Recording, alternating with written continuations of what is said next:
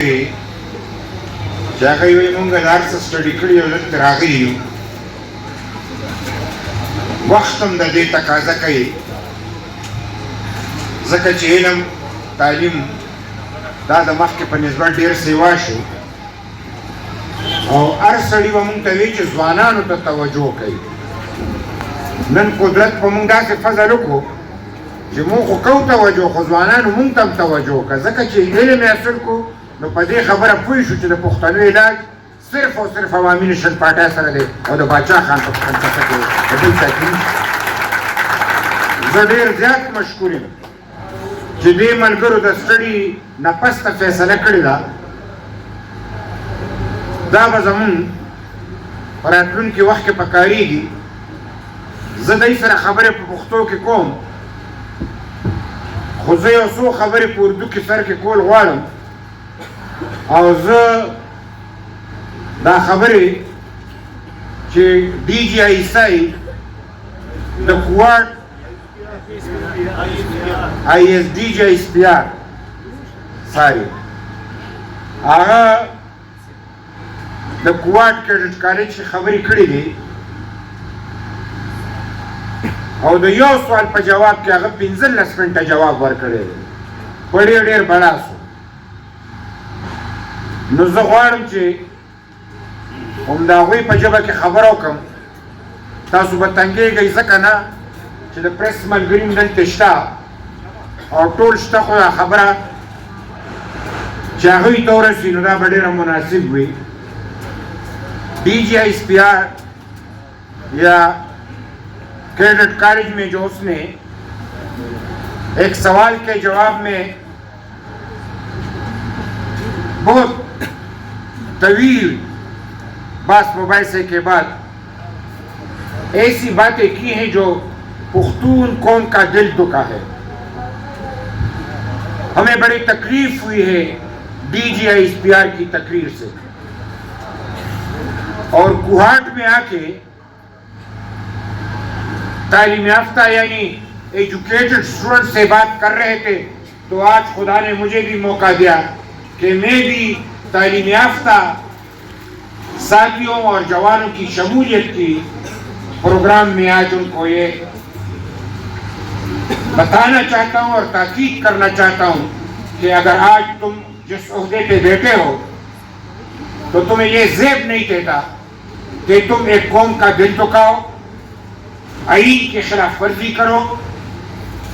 अगर तुम ये तकरीर जिस अंदाज में तुमने की है, आईन देखो तो तुमने आईन की कुल्ला खिलाफ वर्जी की है. हम समझते हैं कि ये DGI SPR ने गैर आईनी तकरीर की है. आईन में 18वीं तरमीम में ये फैसला हो चुका है कि जहां जो कौम बसती है उनकी वसाइल पे उसी कौम का हक है. आईन ने मुझे हक दिया है, तुम कौन होते हो कि इस पे पुख्तूनों का हक नहीं है? तुम कहते हो कि ये इनको विरासत में मिली है. हाँ, हमें विरासत में मिली है. हम किसी अंग्रेज के गुलाम नहीं थे, हम अंग्रेज के सिपाही नहीं थे, हम अंग्रेज के फौज में नौकरी नहीं कर चुके, हम कौम के नौकर थे. हम इस धरती की हिफाजत कर रहे थे, लिहाजा इस धरती में जितनी भी वसाइल है इस पे हमारी पुख्तून कौम का हक है. और पाकिस्तान में जितनी कौमें बसती हैं, में जितनी कौमी बस्ती है, हर एक कौम के हिस्से में जो भी वसाइल आते हैं आईन के मुताबिक उनका हक है. तो फिर DGI SI को, ISPR को ये बताना जरूरी है कि आईन पढ़ के बात क्या करो. ये डिक्टेटर का जमाना नहीं है, ये जमहूरियत है और हमने जमहूरियत के जरिए अपना हक हासिल किया है. तुम जमहूरियत की भी तौहीन कर रहे हो, आईन की भी तौहीन कर रहे हो اور ہمیں آئین کی پاسداری آتی ہے، ہمیں آئین کی بالادستی کے لیے لڑنا آتا ہے، ہم جان کا نذرانہ پیش کر سکتے ہیں، لیکن 1 انچ بھی یہاں پہ کسی کو حق پہ ڈاکہ ڈالنے نہیں دیں گے۔ ہم اپنا حق لے سکتے ہیں۔ تم ہمیں تانے دیتے ہو، یہ آپ کی وراثت نہیں ہے تو کس کی وراثت ہے؟ یہ انگریز کی وراثت نہیں تھی۔ انگریز جب یہاں سے بھاگا تو اپنے ان لوگوں کو تمام وراثت چھوڑ دی جو ان کے اپنے تھے۔ وراثت ہماری اپنی تاریخی وراثت ہے، ثقافتی وراثت ہے۔ مغل نے لڑائی لڑی، ہم نے ان کو شکست دی اور یہ پختون یہاں پہ بسے۔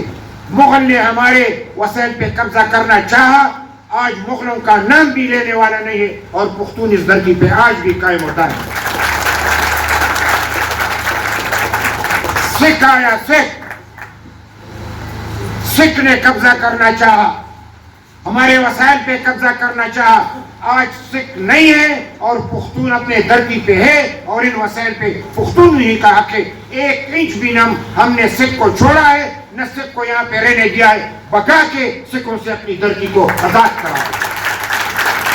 کبھی تو کہو کہ تم نے سکھ سے لڑائی لڑی ہے، کبھی تو کہو کہ تم نے مغلوں سے لڑائی لڑی ہے، اور پھر انگریز سے کس نے لڑائی لڑی؟ جب تم انگریز کے فوج میں آزادی کے متوالوں پہ ظلم کیا کرتے تھے تو ہم آزادی کے متوالے تھے اور تم انگریزوں کے ساتھی تھے۔ تم کس زبان سے یہ بات کرتے ہو؟ کیوں ہمیں تانے دیتے ہو؟ پاکستان کے آئین کا احترام کرتے ہوئے اس کی خلاف ورزی تم کیوں کرتے ہو؟ تم تو، ہم نے ضیاء الحق کو بھی دیکھا، اس نے ان کو پالا اور کہا کہ یہ تو کاغذ کا ٹکڑا ہے۔ تم تو وہی لوگ ہو۔ DGISPR آئندہ کے لیے اس جو باتیں اس نے کی ہے، ہمارے قوم کی توہین کی ہے اور غیر آئینی بات کی ہے، اس بات کو واپس لے اور ہمیں یہ تانے نہ دے۔ ہم نے اس سرزمین کی حفاظت کی ہے اور اس سرزمین پہ جو بھی معدنیات ہیں، بجلی کی بات ہے، بجلی کی بھی اس نے مذاق اڑائی، ہمارے معدنیات کی بھی مذاق اڑائی، اور پھر کہا کہ خدا نے یہ سب کچھ ہمیں دیا ہے۔ تو خدا نے ہمیں دیا ہے، کیا ہم پختونوں کو پاکستانی نہیں مانتے؟ ہماری سرزمین پہ خدا نے ہمیں دیا ہے نا، تو خدا کا دیا ہوا نوالا تم ہمارے منہ سے چھیننا چاہتے ہو؟ ہمارے بچوں کو یہاں پہ پڑھنے کے لیے تم بندوبست نہیں کر سکتے، کاروبار کے راستے بند کر دیے، کارخانے ہمارے بند ہیں، 40 سال سے یہاں پہ دہشت گردی ہو رہی ہے۔ اگر سارے پاکستان کی بات ہے تو ہم نے تو کبھی گلہ نہیں کیا کہ 40 سال میں کہیں اور پہ دہشت گردی کیوں نہیں ہو رہی، صرف پختون دھرتی پہ ہو رہی ہے اور تھوڑا بہت بلوچستان میں۔ ہم تو مر کٹے ہیں اور جہیز کی بات کرتے ہو۔ جہیز تو ان کو ملتا ہے جو اپنوں کے پاس سب کچھ چھوڑتا ہے۔ انگریز گیا تو اس کا جہیز آپ کے پاس ہوگا۔